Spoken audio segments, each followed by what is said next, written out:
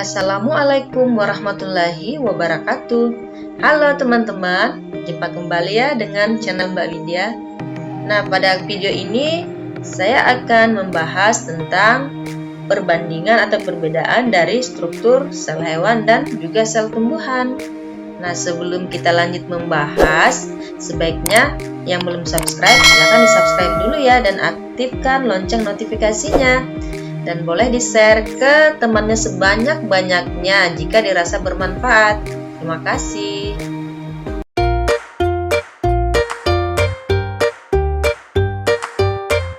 Oke, dari dua video sebelumnya kita sudah membahas struktur sel hewan dan juga sel tumbuhan.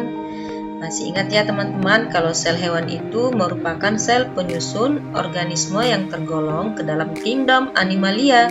Sedangkan sel tumbuhan adalah sel penyusun organisme pada kingdom Plantae. Nah, coba kita lihat kembali ya tentang sel hewan dan sel tumbuhan. Nah, kalau dari bentuknya saja nih sudah berbeda ya, apalagi penyusunnya.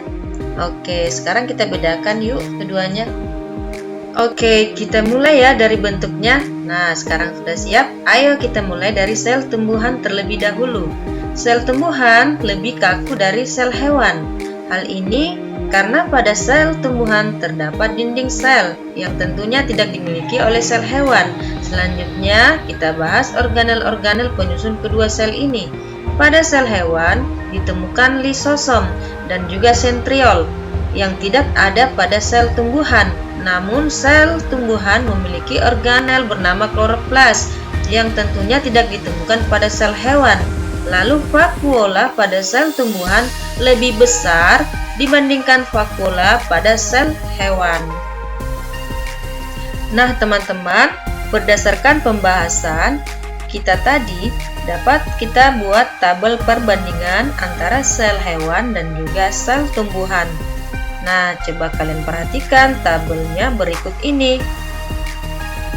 Nah, perbedaan antara sel hewan dan sel tumbuhan dimulai dari bentuk.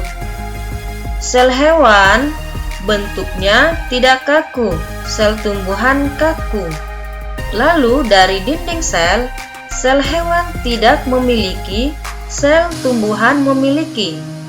Organel lisosom sel hewan ada, sedangkan pada tumbuhan tidak ada. Sentriol ada pada sel hewan dan tidak ada pada sel tumbuhan. Kloroplas tidak ada pada sel hewan dan ada pada sel tumbuhan. Vakuola berukuran kecil pada sel hewan dan berukuran besar pada sel tumbuhan. Nah, jelas ya sekarang perbedaan antara sel hewan dan sel tumbuhan.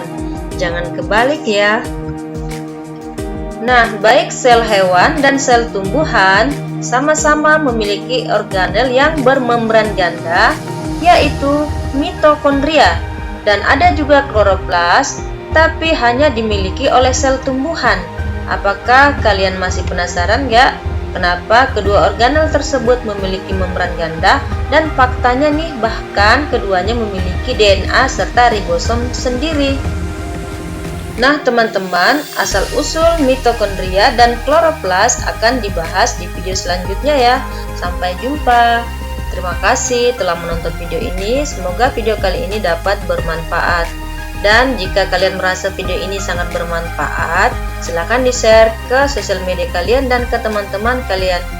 Wassalamualaikum warahmatullahi wabarakatuh. See you.